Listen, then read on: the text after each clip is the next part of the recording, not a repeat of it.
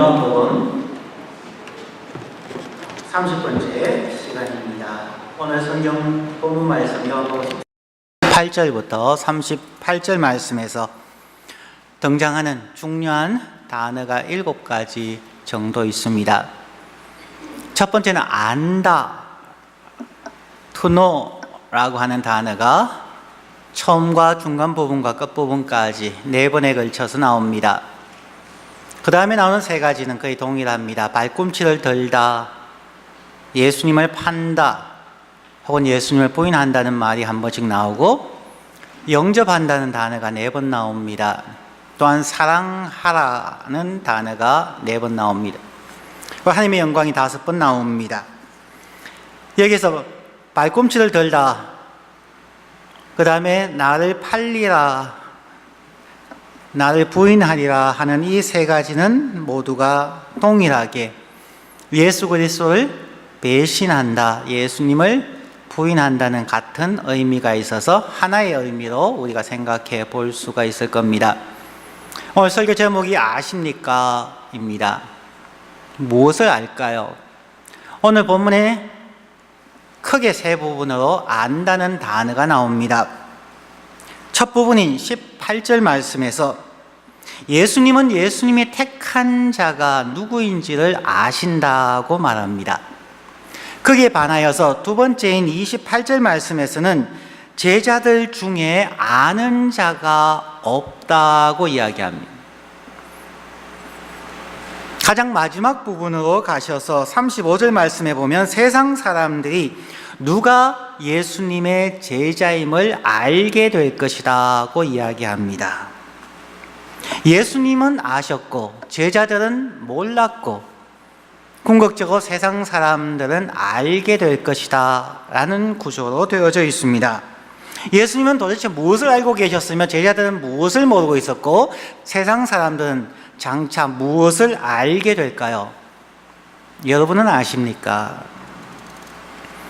먼저 오늘 본문을 생각하기 전에 아주 오래전에 읽었던 강한삼의 가정편지에 나오는 거울에 비친 자아상이라는 제목의 칼럼을 한번 소개해 드리겠습니다. 우리 모두에게 도움이 되고 성경을 본문을 이해하는 데 도움이 될 것 같습니다. 인용합니다. 사람마다 자기 나름의 자아상을 갖고 있습니다.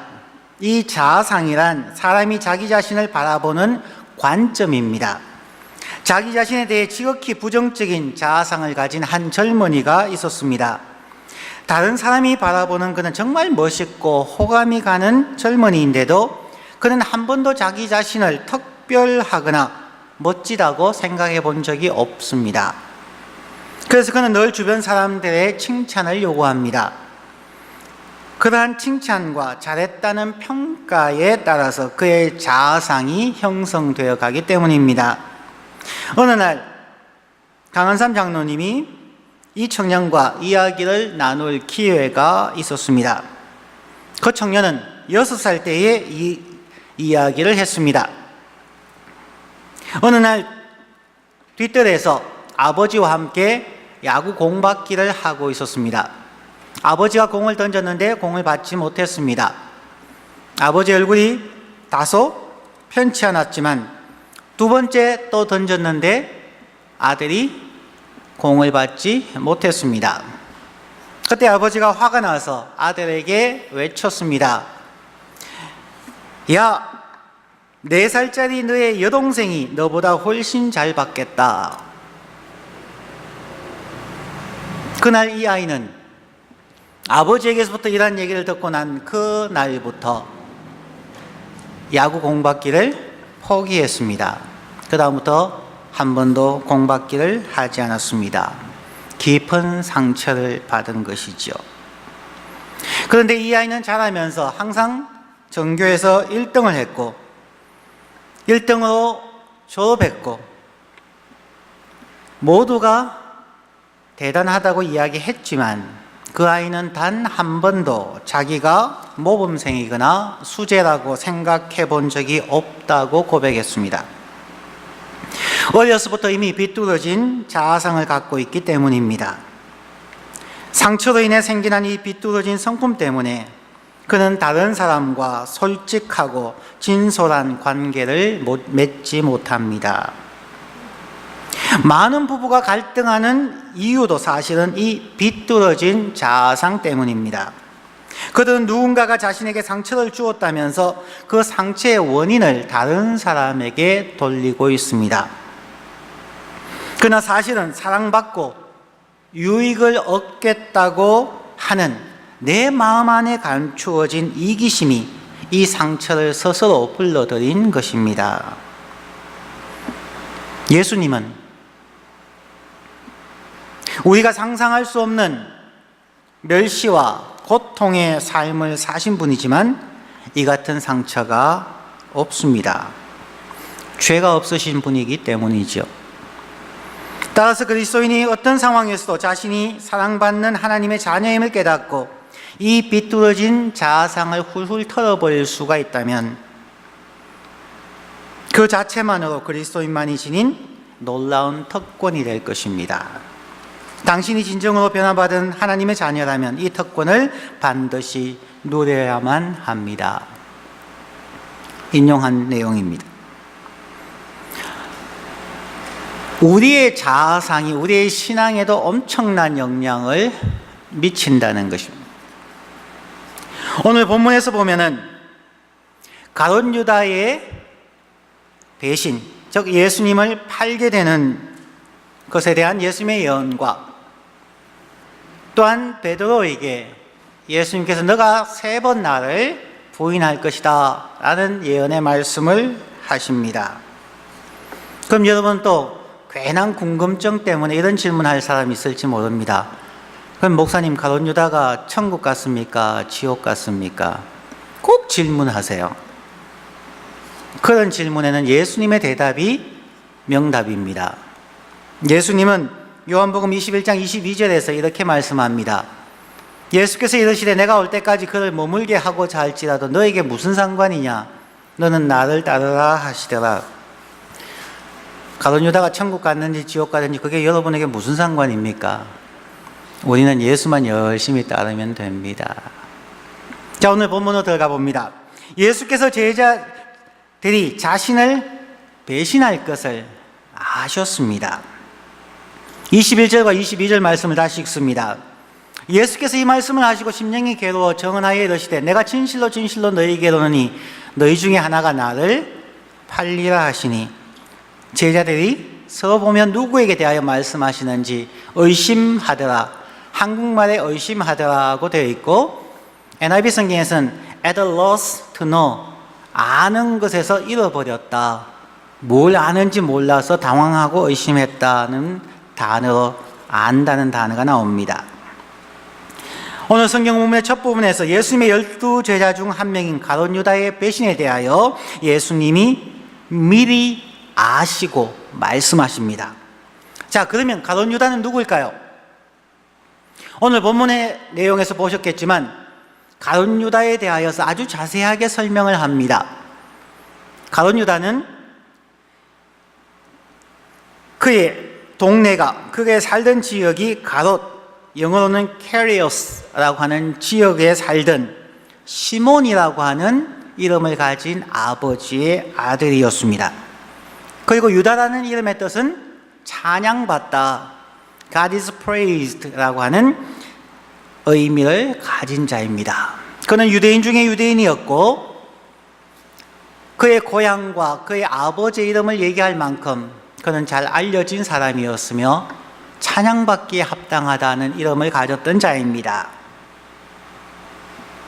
그리고 예수님께서 12제자와 함께 13명이서 빙 둘러서 비스듬히 기대어서 있으면서 떡을 찍어서 유다에게 직접 줄 수 있을 만큼 유다는 예수님과 가까운 위치에 있었던 것 같습니다.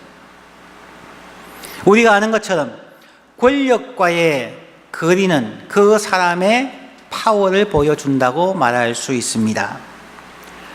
즉 가룟 유다는 예수님과 지근거리에 있는, 즉 서열상으로도 높은 자리였을 겁니다. 재정을 관리한다는 것은 그만큼 하나님 예수님께서 믿었다는 말이기도 합니다. 그런데 왜 가룟 유다는 예수님을 팔았을까요? 가룟 유다는 예수님께서 자기를 사랑하신다는 것을 마음 깊이 깨닫지 못했습니다. 자신의 일그러진 자아상 때문이고, 또한 자신의 주장이 워낙 강해서 예수님의 가르침에 전적으로 순종하고 따라가지 못했기 때문에 예수님을 팔게 된다는 것입니다.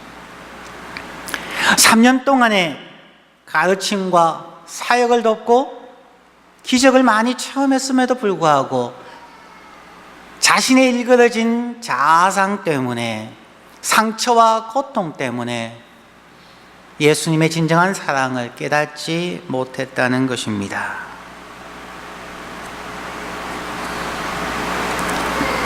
또한 오늘 성경 본문의 마지막 부분에서는 베드로에 대해서 예수님이 말합니다. 38절 말씀에 보면 예수께서 대답하시되 너가 나를 위하여 너의 목숨을 버리겠느냐? 내가 진실로 진실로 너에게 이르노니 닭 울기 전에 너가 3번 나를 부인하리라. 베드로는 예수님의 수제자였다고도 얘기합니다. 혈기왕성한, 그리고 능력도 있었던 자입니다.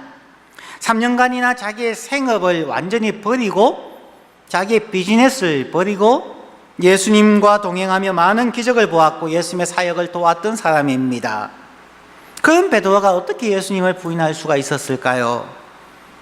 그는 예수님께서 자기를 사랑하신다는 것을 가슴 깊이 깨닫지 못하고 배움이 부족하였고 자라는 환경이 거칠어서 어부가 된 사람입니다. 자기의 어리석은 야망과 자기의 완고한 성질에 매여 있었던 자였습니다. 즉 예수님의 제자라고 정말 인텐스한 제자 훈련을 받았음에도 불구하고 예수님을 팔거나 예수님을 부인하는 모습을 보면서 우리는 무엇을 깨달아야 할까요? 교회 다닌다고, 제자 훈련을 받는다고, 성경을 열심히 읽는다고 우리의 삶이 바뀌지 않을 가능성이 많다는 것입니다.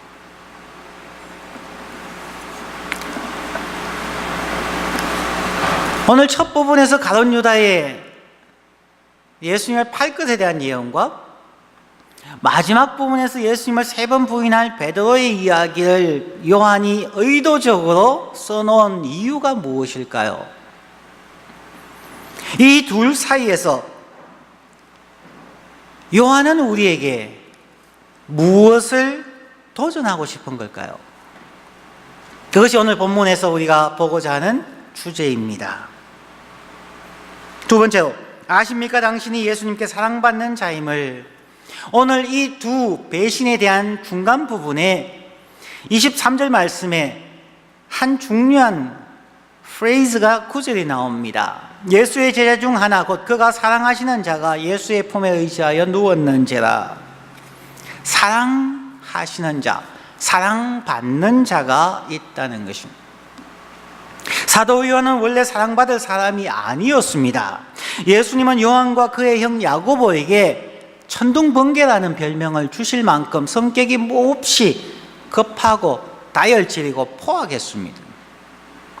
마가복음 3장 17절에 보면은 또 세베대의 아들 야고보와 요한의 형제 요한이니 이 둘에게는 보아느게 곧 우레의 아들이란 이름을 더하셨으며, 예수님께서 12제자를 모아서 파이널라이즈 하는 과정에서 하신 말씀입니다. 또한 그들은 전도 여행을 하다가 예수님의 복음을 듣지 않은 마을을 향하여서 매우 다혈질적인 성격으로 하늘에서 불을 내려서 저들을 다 멸망시키겠다고 외칩니다. 누가복음 9장 54절입니다. 제자 야고보와 요한이 그 형제가 이를 보고 이르되 주여 우리가 불을 명하여 하늘로부터 내려 저들을 멸하라 하기를 원하시나이까. 사도 요한은 사도 베드로보다도 더욱 다혈질이었던 사람입니다. 어떻게 그런 사람이 사랑의 사도라는 별명을 가질 수가 있었을까요? 어찌 그런 사람이 하나님은 사랑이시다라고 요한 1서, 2서, 3서에서 강조할 수가 있을까요? 그는 오랜 시간에 걸쳐서 때로는 자기의 실수를 통하여 또는 오랜 시간 동안 반모섬에서 유배당하는 그 수십 년간의 시간 동안 자신이 하나님의 사랑을 받고 있다는 것을 비로소 깨닫게 되었다는 것입니다. 그 긴 시간 동안 일그러진 자아의 모습, 어려서부터 상처받았던 삶의 수많은 고난의 어려운 부분들, 그것 때문에 도저히 하나님의 복음을 받아들일 수도 없었고 하나님의 사랑에 대해서 일그러진 시선으로 바라보았던 그들이 그 많은 시간들에 하나님의 인내하심과 예수님의 영접하심을 통하여서 그들이 변화되어 갑니다.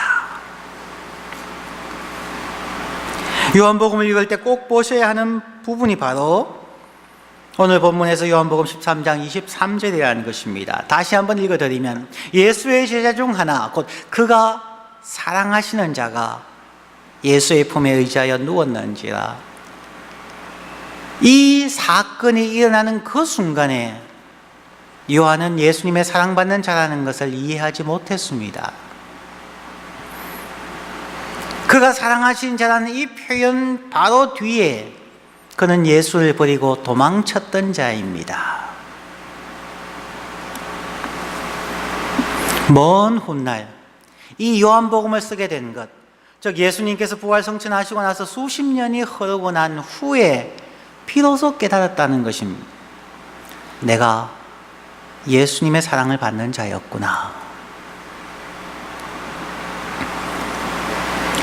말씀을 한번 우리에게 삶에도 한번 적용해 보십시다. 내가 가족을 사랑하는 것만으로 충분하지 않습니다. 예수님께서 아무리 사랑하셨어도 가룟 유다나 베드로나 다 결정적인 순간에 신앙을 포기하고 예수님을 배신했습니다. 우리도 마찬가지 아닙니까?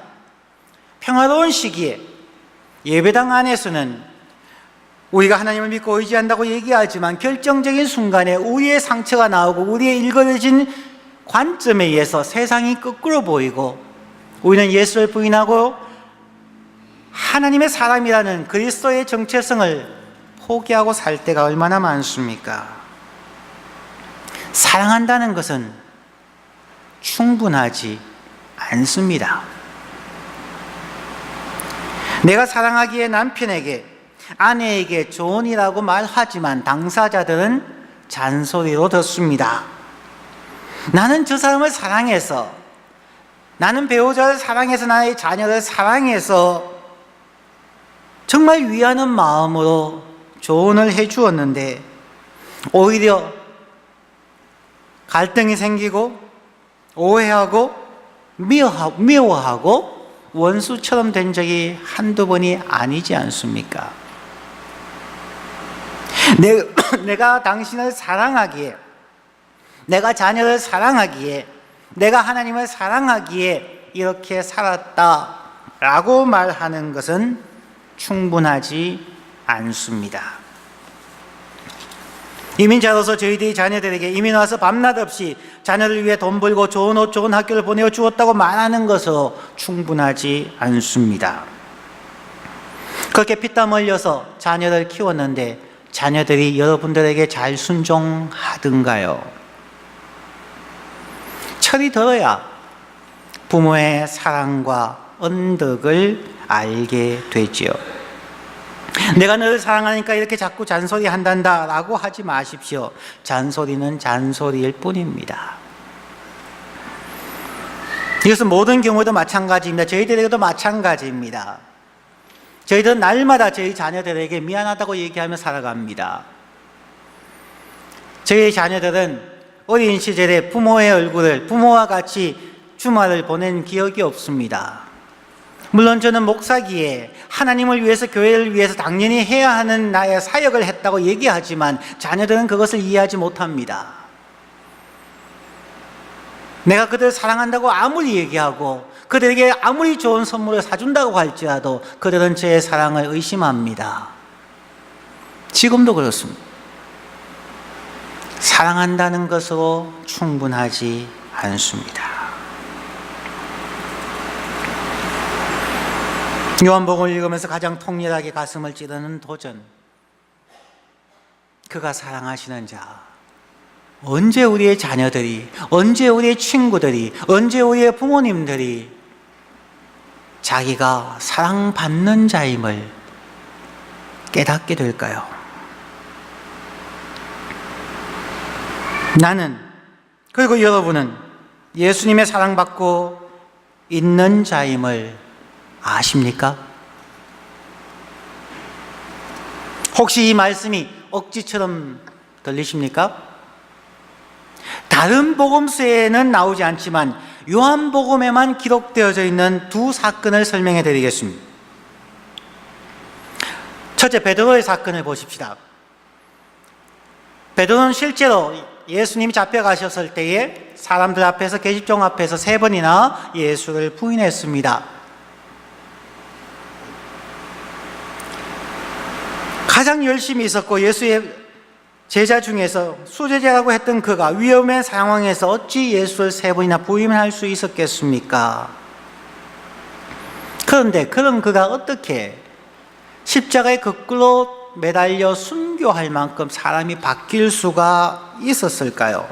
무엇이 베드로를 변하게 만들었을까요?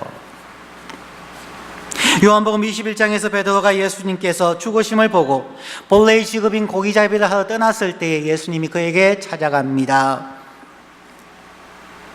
그리고 예수님께서 베드로에게 아무런 책망도 아무런 도전도 하지 않습니다. 너가 나를 3번 부인했지라고 하지 않습니다. 단지 예수님은 동일하게 3번 그에게 물으십니다. 요한의 아들 시몬아, 너가 이 사람들보다 나를 더 사랑하느냐? 베드로가 대답합니다. 내가 주를 사랑하는 줄 주께서 아시나이다. Yes, Lord, you know that I love you. 이 말씀 속에 you know, 아십니다는 이 고백 속에 무엇이 들어가 있었을까요? 그래요, 예수님은 잡히시기 전날 내가 3번 부인할 것을 아셨습니다. 예수님 당신은 내가 어떻게 다혈질이고 분노하고 내가 어떻게 당신의 뜻을 거스릴지 이미 아셨습니다.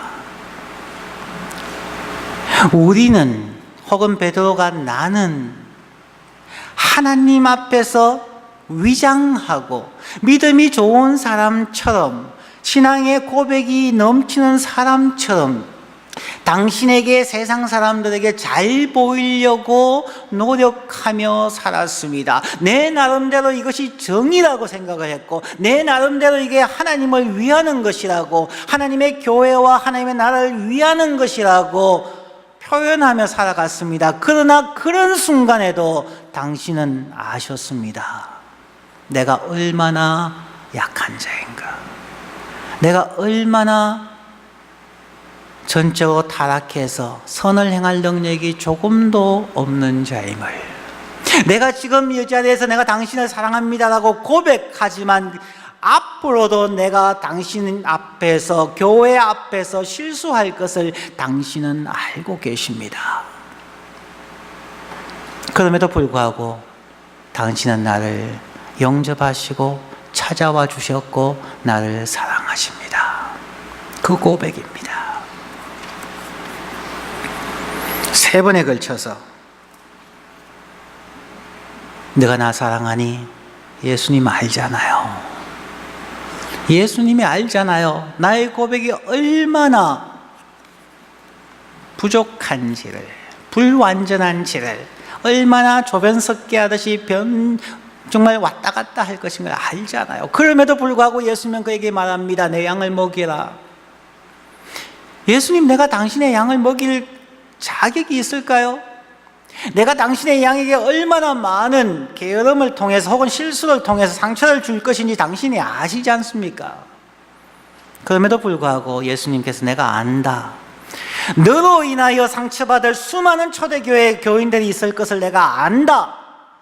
그럼에도 불구하고 나는 너를 믿고 너에게 이 자리를 맡긴다. 예수님이 아신다.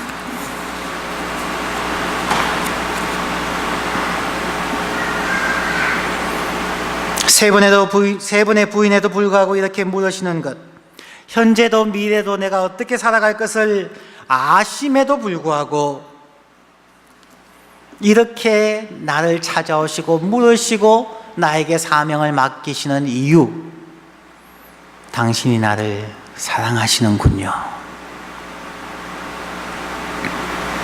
오래 참으시면서 실수와 죄악에도 불구하고 정죄하지 아니하시고 오래 참으시면서 나를 찾아오시고 나를 억셉트해 주시는, 영접해 주시는 그 예수 그리스도의 사랑, 그 사랑에 대한 감동이 베드로의 마음을 녹여버립니다. 내가 사랑받는 존재구나. 결국 베드로는 그 그리스도의 사랑에 감동해서 십자가에 거꾸로 달려 순교합니다. 요한복음에만 나오는 내용입니다. 두 번째 요한복음에만 나오는 내용이 도마의 사건입니다. 나의 손가락을 예수의 못자국과 창자국에 넣어보지 않고는 도저히 믿지 못하겠다고 외쳤습니다. 8일 후 예수 그리스도는 다시 제자들 사이에 나타나서 도마에게 말합니다. 요한복음 20장 27절에 도마에게 이르시되 너의 손가락을 이리 내밀어 내 손을 보고 너의 손을 내밀어 내 옆구리에 넣어보라. 그리하여 믿음 없는 자가 되지 말고 믿는 자가 되라. 눈여겨볼 부분입니다. 베드로에게 3번 내가 날 사랑하느냐고 묻는 장면과 도마에게 내 손을 내밀어 내 옆구리에 넣어보고 믿음 없는 자가 되지 말고 믿는 자가 되라고 하신 이 말씀은 다른 복음서에는 없습니다. 이 정말 중요한 이 사건이 왜 다른 복음서에는 나오지 아니하고 요한복음에서만 나올까요? 요한을 사랑의 사도라고 하는 것과 관계가 있지 않을까요?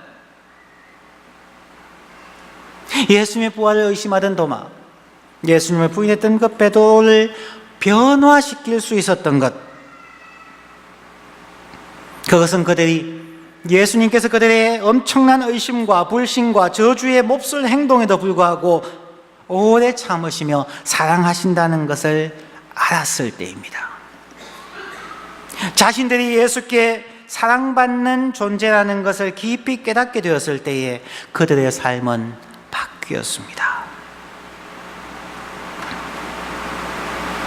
사랑하는 성도 여러분, 여러분은 배우자를 사랑하십니까? 여러분의 자녀들을 사랑하십니까? 여러분의 친구들을 사랑하십니까? 그들을 변화시키기를 진정으로 원하십니까? 내가 너를 위해 이렇게 희생하며 사랑했다고 말하는 것으로 충분하지 않습니다. 당신은 나의 보배요 전부라고 하는 사랑의 고백만으로 완전하지 않습니다. 제가 저희 자녀들에게 어린 시절 함께 해주지 못했던 것, 저희 교회를 시작하면서 교회 초반부에 어렵고 힘들어서 상처받았던 교인들과 떠나간 교인들, 그것을 회복하는 것, 저의 가정과 저의 교회를 회복하기 위하여 저에게는 어쩌면 30년, 40년의 시간 동안 정죄하지 아니하고 받아주고 품어주고 그들이 깨달을 때까지 제가 묵묵히 사랑을 실천하며 가야 할 것이라고 생각을 합니다. 저에게 아무리 능력이 있다 할지라도, 저에게 아무리 병 고치는 은사가 있고 방언의 은사가 있고 예언하는 은사가 있고 하루아침에 1000명을 전도할 수 있는 능력이 있다 할지라도 30년, 40년 동안에 저가 한 모든 일들에 대하여서 회개하며 돌이키며 그들이 깨달을 때까지 묵묵히 저의 삶을 살아가면서 그들이 내가 사랑받는 자라는 것을 깨닫는 그 순간까지 저는 저의 길을 가야만 합니다. 아파도 가야 하고 힘들어도 가야 하고 포기하고 싶을 때에도 저는 묵묵히 예수님처럼 가야만 합니다. 내가 사랑받는 자라는 것을 그들이 깨달을 때까지. 바른 소리 하지 않을 것입니다. 잔소리 하지 않을 것입니다. 그 길이 예수님의 길이기 때문에, 그리고 내가 예수의 사람이고 예수의 제자이기 때문에.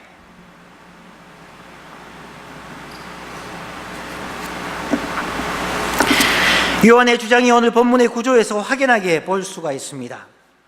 오늘 마지막으로 오늘 본문의 구조를 한번 설명해 드리고 마칩니다. 누가 예수의 제자입니까?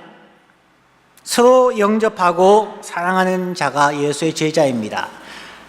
마치 인클루지오처럼 오늘 자주 나왔던 반복되는 단어를 가지고 이 구조를 한번 찾아보았습니다. 첫 부분 A, 서로 영접하라. 20절에 accept one another, 서로 영접하라는 단어가 4번 나옵니다. 그리고 마지막 34절과 35절에 서로 사랑하라, love one another이라는 단어가 4번 나옵니다. 처음 부분에 영접하라는 accept가 4번 나오고 마지막 부분에 사랑하라는 단어가 4번 나옵니다. 그 중간에 그가 사랑하는 자, 제자라는 단어가 나옵니다. 누가 제자입니까? 그냥 사랑하라고요? 아닙니다.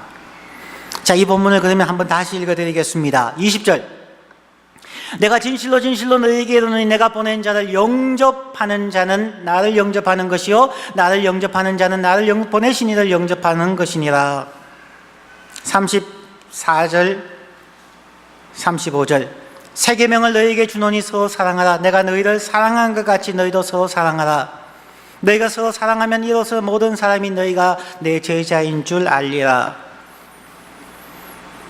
이러한 영접과 사랑이 있을 때 예수의 제자, 사랑받는 자가 된다는 것입니다. 우리는 사랑한다고 얘기하지만 우리가 사랑한다고 하는 그 대상, 배우자나 자녀나 친구를 예수님처럼 영접하느냐는 것입니다.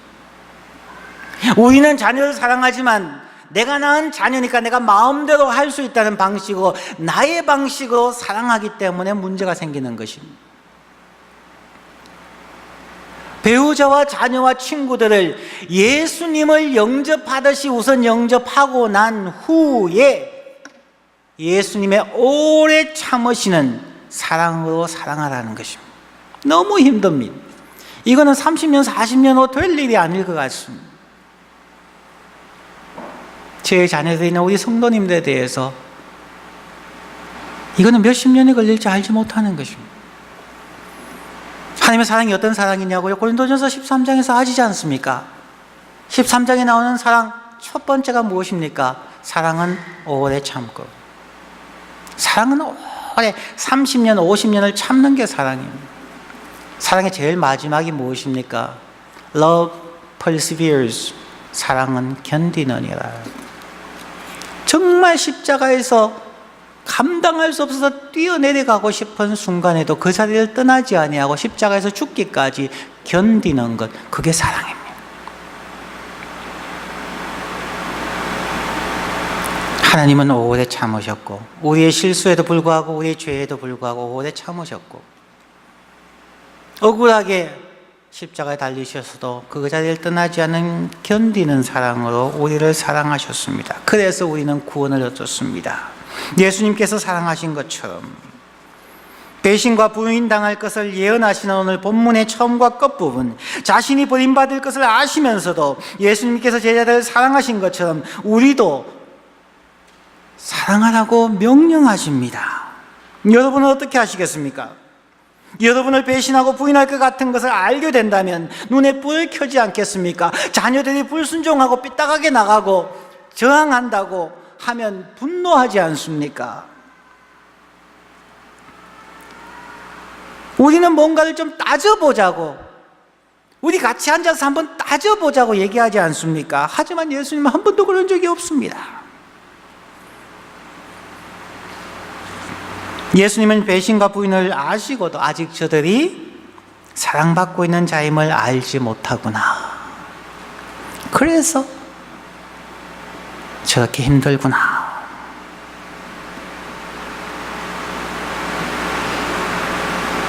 이런 말을 하십니까? 사랑은, 진정한 사랑을 받아본 자만이 진정으로 사랑할 수가 있습니다. 왜 우리가 사랑하지 못할까요? 진정한 사랑을 받아보지 못했기 때문입니다. 우리의 부모님으로부터, 우리의 선생님으로부터 진정한 사랑을 받아보지 못했기 때문에 우리는 사랑할 줄 모릅니다. 이제 예수 그리스도를 깊이 묵상함으로 예수 그리스도의 사랑을 깨닫고 알을 통하여 우리가 실천할 수 있기를 원합니다. 성도 여러분, 여러분은 아십니까? 여러분은 예수님께 사랑받는 자라는 것을. 성도 여러분, 여러분은 아십니까? 여러분의 모든 아픔과 눈물과 고통, 그리고 힘든 생활까지도 감사 안 하시는 예수님의 사랑을 받고 있다는 것을. 성도 여러분, 여러분은 아십니까? 우리 주 예수 그리스도의 사랑이 매우 부족한 우리를 영접해 주시고 다음 없는 사랑으로 끝까지 사랑해 주신다는 것을. 주님의 사랑이 여러분들의 삶을 통해서 나타남으로 세상 사람들이 저와 여러분이 예수의 제자라는 것을 알게 될 거라고 하는 그 예수의 말씀이 속히 우리 모두에게 이루어지기를 예수 그리스도의 이름으로 축원합니다. 기도합시다.